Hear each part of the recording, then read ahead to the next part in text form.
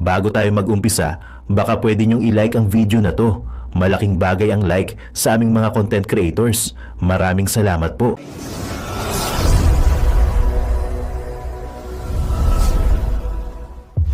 This is about something much bigger. Tama. This is about the Philippines, our justice system, our sovereignty, and our future as a nation. I have seen many comments from people who are divided on this issue, and I respect that. We are all Filipinos, and at the core of it all, we all want justice. But the real question we should be asking is, who should be the first to handle Filipino matters? Tama. The answer should be obvious. The Philippines must be the first port of call when it comes to our own people and our own issues. Yes, our legal system is not perfect. Yes, there is always room for improvement. But if we do not trust ourselves to govern, who will? Tama. If we keep turning to outside forces to dictate our fate, we are sending a message to the world that we are weak, incapable, and unable to solve our own problems.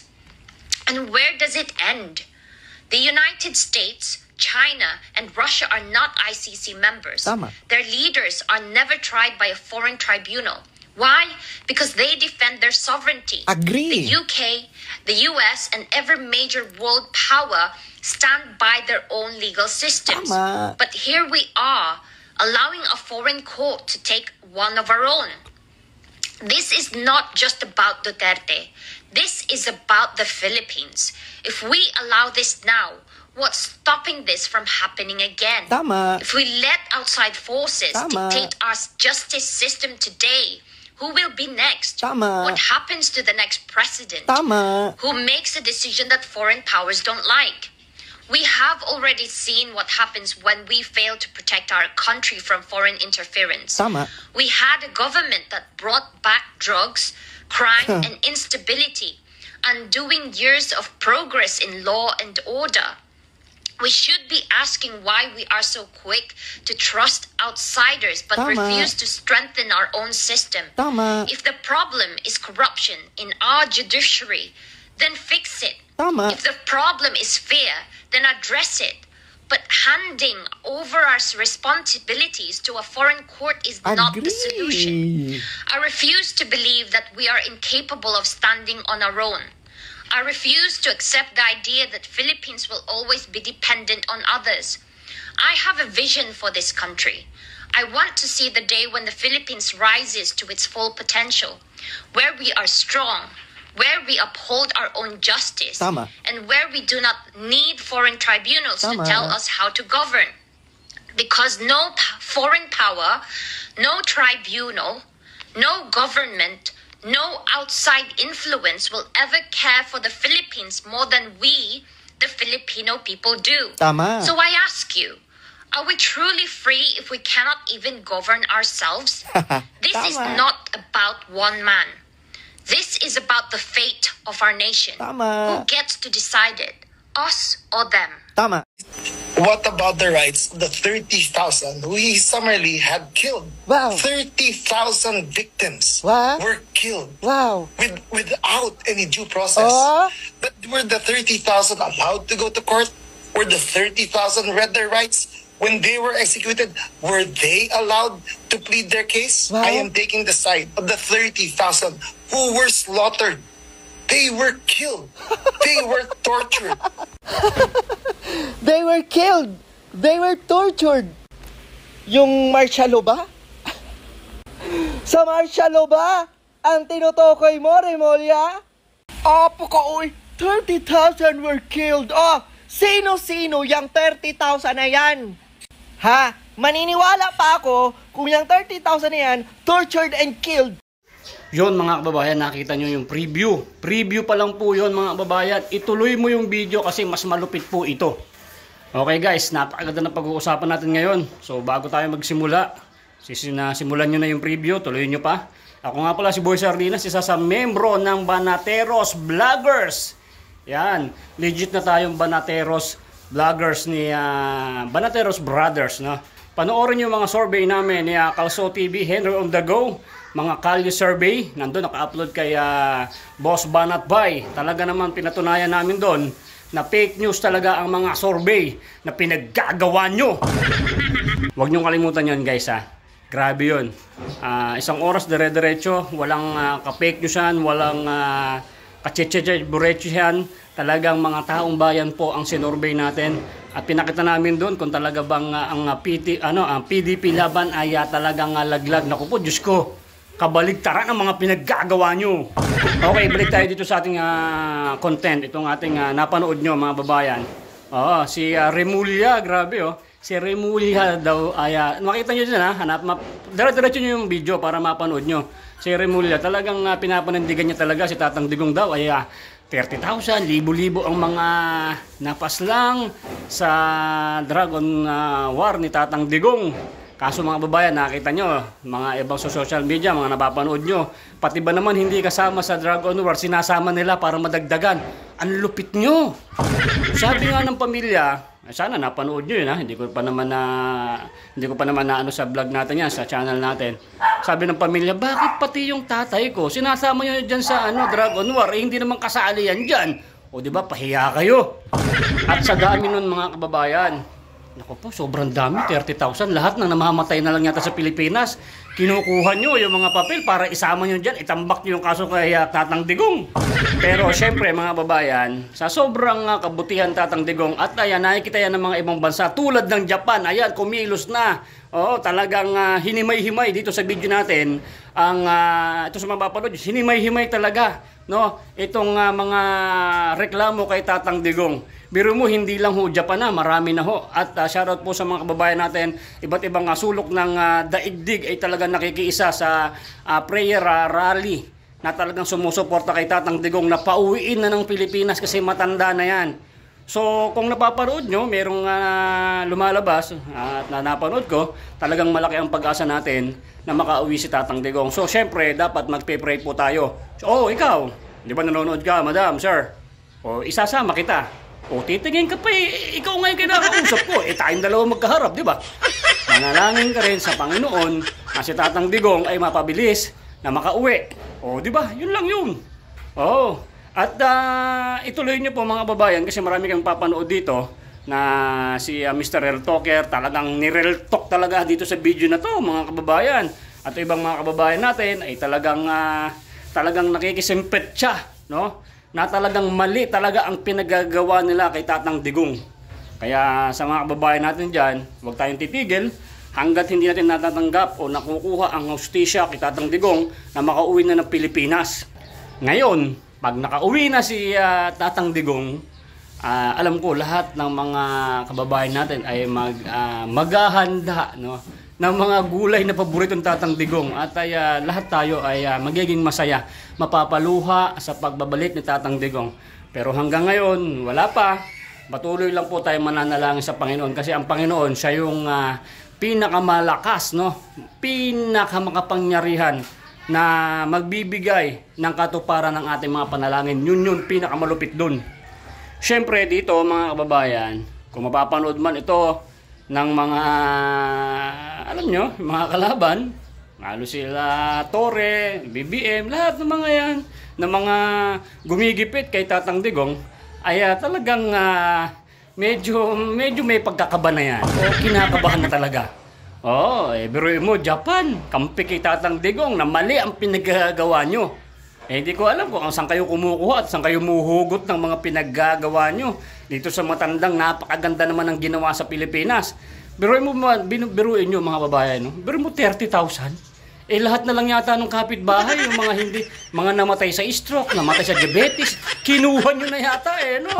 Para idagdag dito sa kaso kay Tatang Digong. Pero wala, no? Grabe, no? Alam nyo mga babayan, itong sa dami ng mga sumusuporta at mga nagrarally dito sa Pilipinas at sa iba-ibang mga panig ng mundo, kung people's power yan, wala na. Tanggal na si Marcos. Pero siyempre, nagtitimpi pa ang mga tao.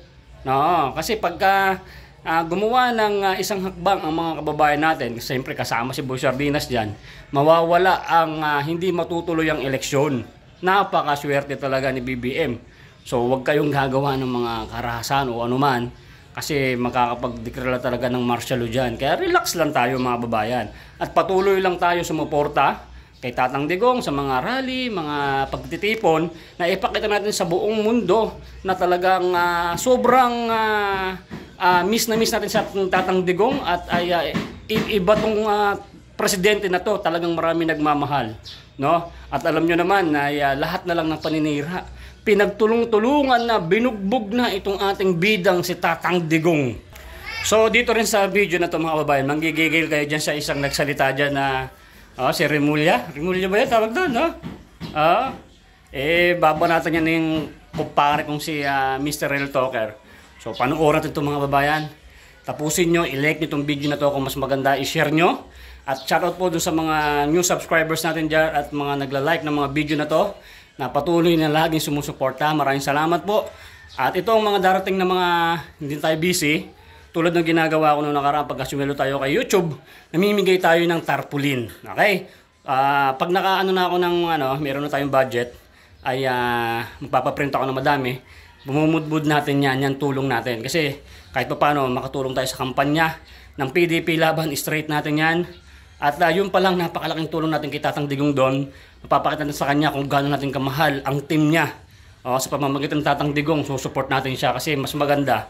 Pag sinabing Tatang Digong, ito ang iboto nyo, itong darating na eleksyon, para makasigurado tayo na ang Pilipinas ay makakaahon.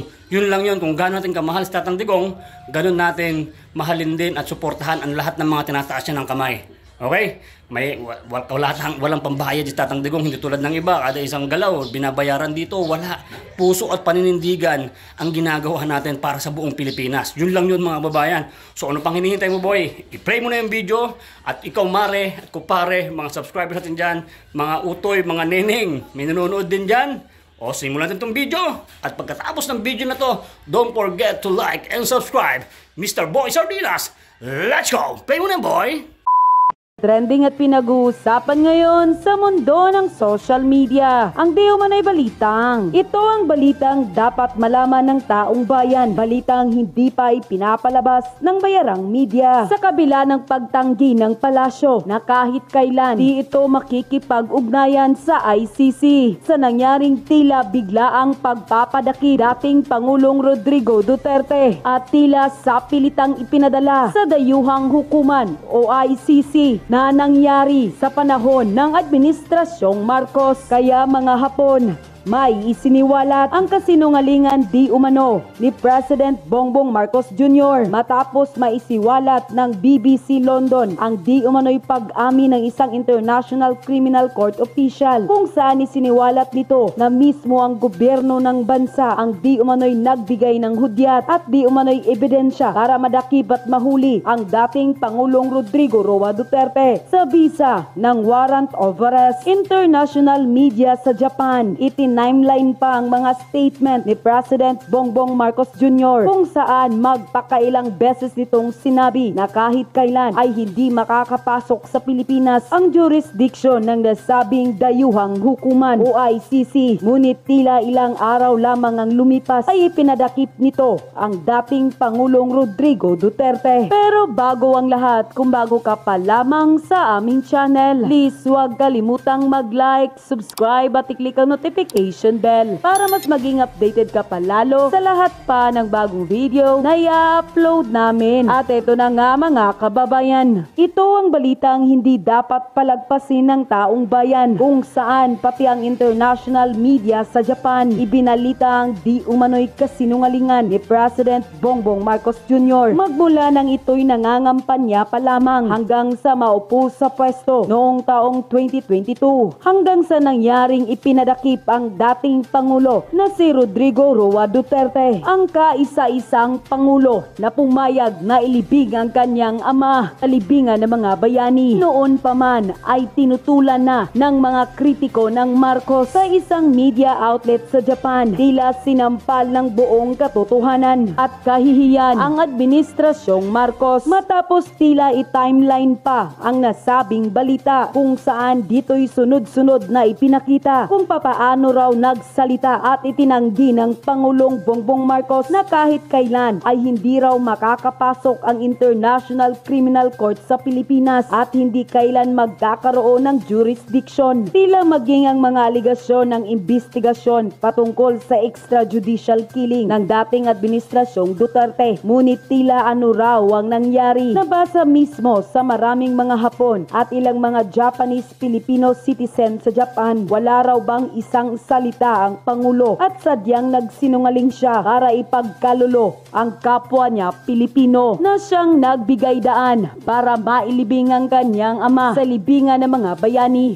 Alam niyo ba na si Duterte ay paborito ng mga taga-Japan? Hindi lang mga Pinoy, pati na rin mga Japanese. Kaya sobrang daming nalungkot sa nangyari sa kanya ngayon.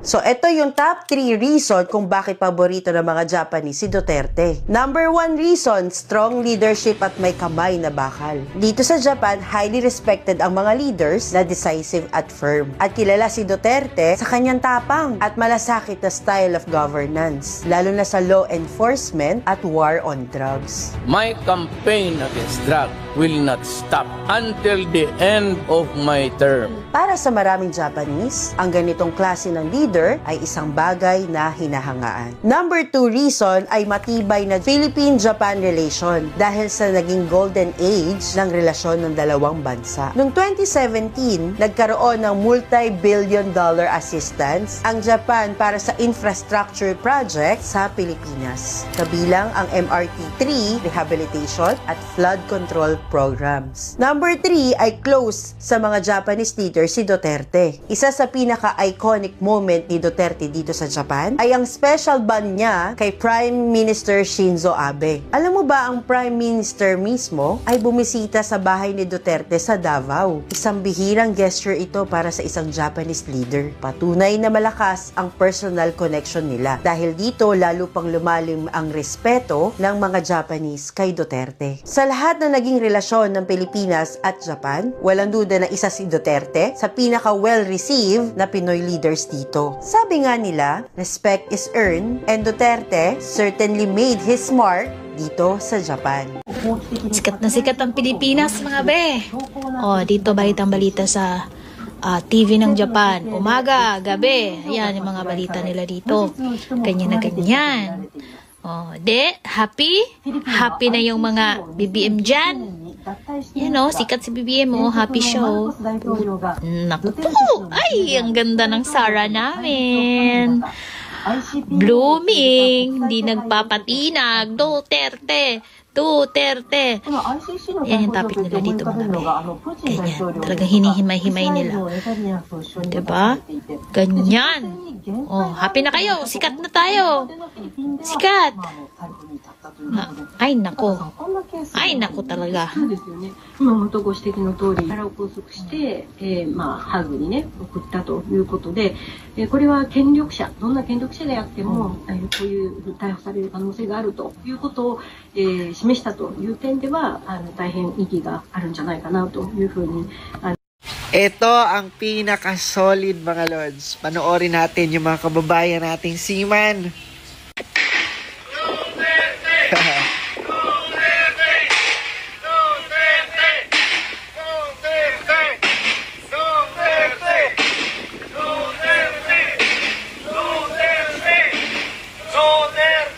Saludo po.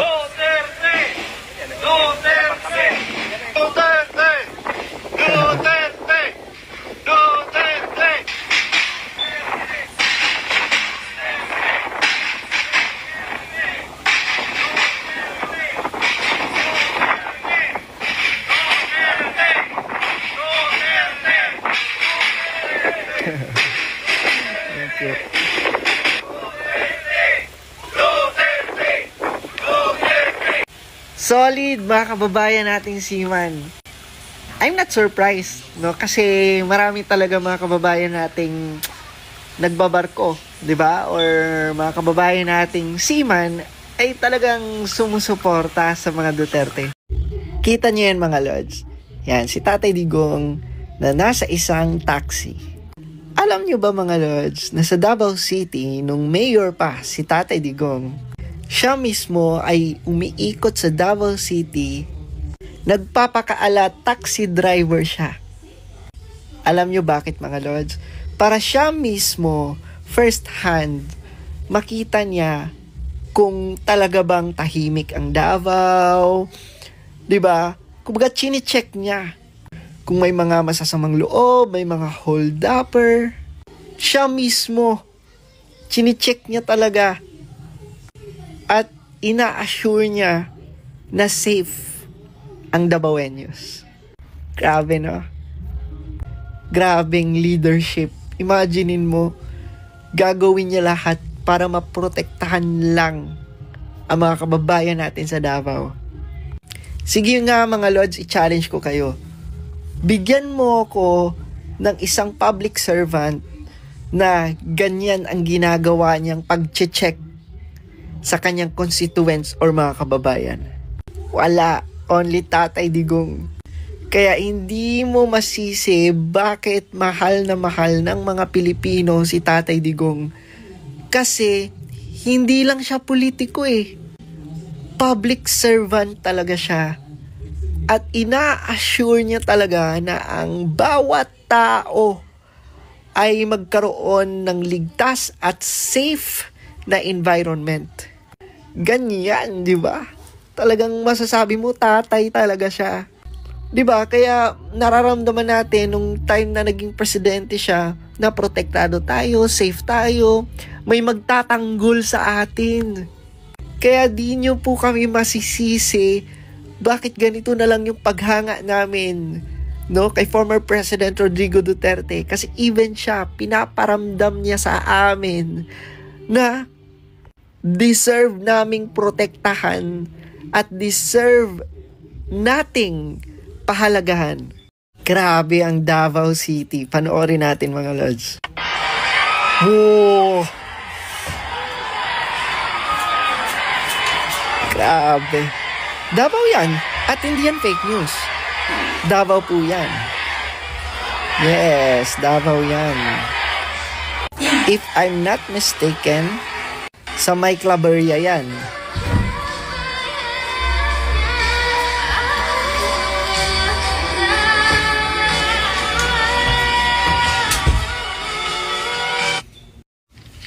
In reference to my previous video, let me be clear.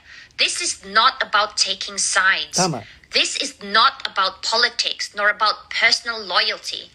This is about something much bigger. Tama. This is about the Philippines, our justice system, our sovereignty, and our future as a nation. I have seen many comments from people who are divided on this issue, and I respect that. We are all Filipinos, and at the core of it all, we all want justice. But the real question we should be asking is, who should be the first to handle Filipino matters? Tama. The answer should be obvious. The Philippines must be the first port of call when it comes to our own people and our own issues.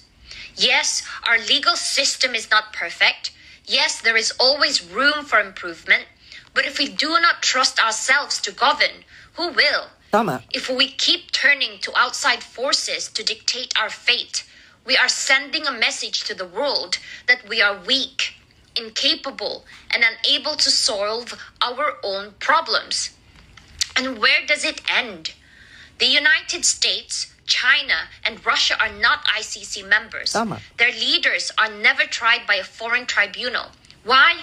Because they defend their sovereignty. Agree. The UK, the US, and every major world power stand by their own legal systems. Tama. But here we are, allowing a foreign court to take one of our own. This is not just about Duterte. This is about the Philippines. If we allow this now, what's stopping this from happening again? Tama. If we let outside forces Tama. dictate our justice system today, who will be next? Tama. What happens to the next president? Tama. Who makes a decision that foreign powers don't like? We have already seen what happens when we fail to protect our country from foreign interference. Tama. We had a government that brought back drugs, crime, and instability, undoing years of progress in law and order. We should be asking why we are so quick to trust outsiders but Tama. refuse to strengthen our own system. Tama. If the problem is corruption in our judiciary, then fix it. Tama. If the problem is fear, then address it. But handing over our responsibilities to a foreign court is not the solution. Agree. I refuse to believe that we are incapable of standing on our own. I refuse to accept the idea that Philippines will always be dependent on others. I have a vision for this country. I want to see the day when the Philippines rises to its full potential, where we are strong, where we uphold our own justice, Tama. and where we do not need foreign tribunals to Tama. tell us how to govern. Because no foreign power, no tribunal, no government, no outside influence will ever care for the Philippines more than we, the Filipino people, do. Tama. So I ask you, are we truly free if we cannot even govern ourselves? This is Tama. not about one man. This is about the fate of our nation. Tama. Who gets to decide it? Us or them? Tama.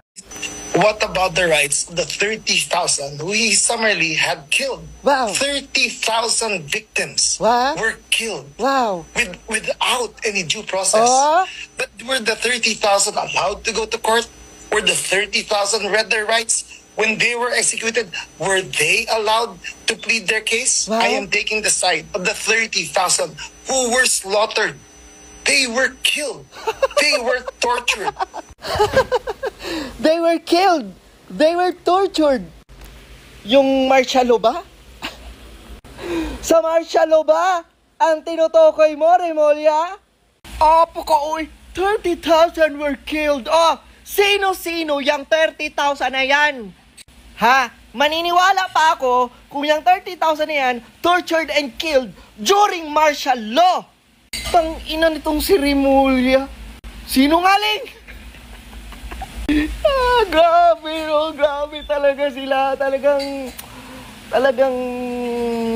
kinakagat nila at gusto nilang pakagatin ang mga Pilipino na 30,000 were killed, were tortured. Ay, nako, Remolia. Ilabas nyo ang 30,000 names na sinasabi nyo para hindi kayo fake news, ha? Yung nakalagay nga dun sa ICC, 43 lang.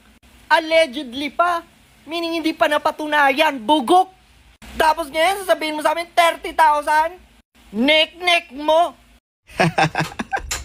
Ito pa. Another tanim, patay, stories. Mga gago to sila. Grabe, ito na naman, oh. Yan na naman, oh. Basahin natin, mga lods. I received several messages from my friends because of this picture circulating online. I'm not sure why these people use my dad's picture, but he did not die from anything related to AJK. Papa niya pala. Wala pod connection to former President Duterte either. Just to be clear, he was murdered. Oh my God. He was murdered by people who are in jail right now. He was murdered because of greed, jealousy, and reasons that our family could never understand and accept. It had nothing to do with drugs, AJK, or to former President Digong. Keep his picture out of your selfish agendas. He was and forever will be respected by his family, urologist, by his family, colleagues, and patients. Ay, Diyos ko. Tanim patay yun. So, ito. Kasi maraming nagsilabasan at nagsasabi sila na hindi totoo yung mga nasa picture. Oh my God. So, may totoo ba talagang biktima ng AJK? Or baka gawa-gawa nyo lang? Apakasinungaling yung mga hinayupa kayo. Ito yung mga dinadala sa ICC. Dapat kayo yung mga dinadala sa ICC. At sino kang buwisit kang matanda ka? Anong sinasabi mo? Tangina nyo? Grabe. Ginamit nyo pa yung picture ng ibang namayapa na? Mga wala kayong kwenta? Hayop kayo? Ito pa, ha? Kung may tanim bala, may tanim patay. Tanim patay. Grabe talaga ito sila kadesperado. Imaginein mo, ito mga pinaggagagamit nila ng mga picture na kunwari daw EJK victims. Hindi naman EJK victims, may nag-react na naman. No, itong picture na nilagay nila dyan. No? Ito, yan, may nag-react. Ang kapatid. O, basahin natin. Gusto ko lang pong linawin na ang aking kapatid na si Aldrin Tangunan ay hindi biktima ng war on drugs. Siya ay pinatay ng isang kriminal dahil sa selos. Hindi siya biktima ng anumang operasyon na may kinalaman sa droga. Oh my God! Nakakasuka! Ano to? Tanim patay? Oh my God! So lahat ibibintang nyo kay Tatay Digong. Pati pagpatay ng mga kriminal, yung mga pinatay nila, kay Tatay Digong nyo isisisi. Diyos ko Lord, no? Kaya tigil nyo na yan! Kakasuka kayo, buwisit. Diba? Kung ano-ano na lang mga isinisisi nyo kay Tatay Digong, lahat na lang. Isalin nyo na, pati yung World War III. Yung mga namatay sa World War, isalin nyo na. Isahin nyo na kay Tatay Digong. Yan ang hirap dito mga lods, mga sinungaling. Ha? Tapos, ang mga bayarang media kakagat naman. Grabe kayo kay Tatay Digong. Lahat na lang isinisisi nyo. Ina-admit po na ang palasyo po, ang nagbayad, ang gobyerno po, ito po ay may kaugnayan sa assistance po na ibinigay natin sa Interpol. Wow. So, sabi nga natin, kapag hiningi po ang assistance, siyempre po dapat kumpleto po.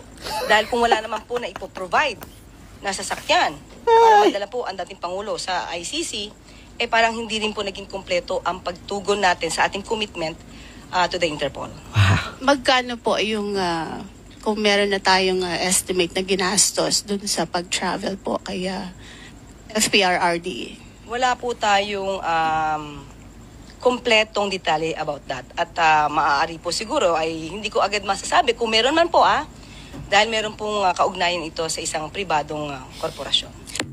May kaugnayan sa pribadong korporasyon. Grabe.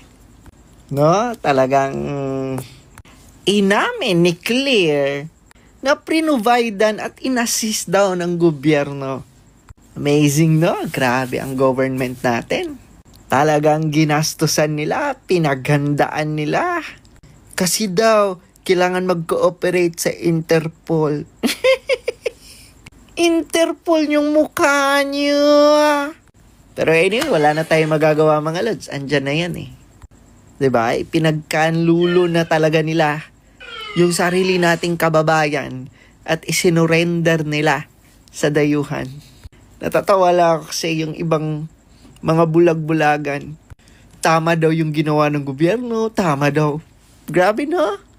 Isusurrender mo ang sarili nating kababayan sa ibang lahi. Tama yon? Ay nako, may tama na talaga kayo. Kung may kasalanan ang tao, litisin sa sarili niyang bayan. Kung may kasalanan si Tatay Digong, lilitisin dapat siya sa sariling bansa. Yun yung tama. Kasi nagpa-function man kaya yung justice system natin dito. Magagaling man kaya yung mga hukuman natin dito. O dito litisin. Bakit? Hindi ba kayang dito litisin? Pero since gustong makaganti ng admin ngayon sa mga Duterte, kaya kapit patalim. Desperado. At yun na nga mga kababayan, ano na ang masasabi mo?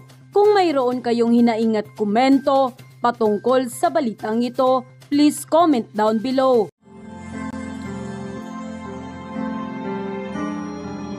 Ang ganda ng melody ng song. Ang bayan ko'y pinagpala, pagkat sa amin binigay ang isang biyaya na mag-aahon sa hirap at dilim ng kahapon, at sa bawat Pilipino'y magtatanggol. Sa bayan ko dating laganap, pang-api at dusa sa aming mga mahihirap. Ngunit ikaw ay dumating, sagot sa aming mga dalangin. Muli kaming babangon, mabuhay ka, Tatay Digong.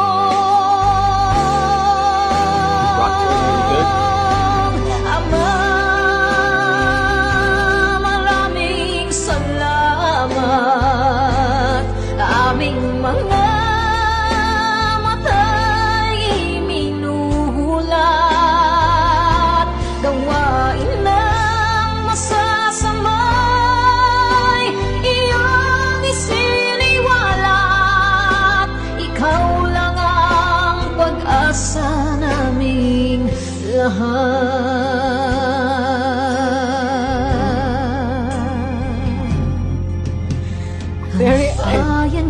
Pinamatay niya ako kung iyak ako.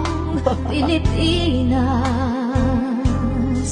muling makikilala at itataas.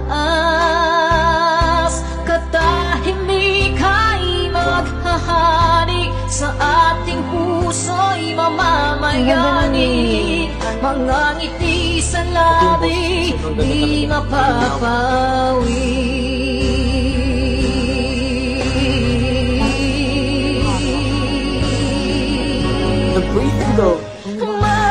Mabuhay ka, Tatay Digong, maraming salamat. Ang malasakit sa Pilipino ay walang kasing tapat. Ika'y paglalaban ng iyong mga anak. Tunay kang biyaya sa bansang Pilipinas.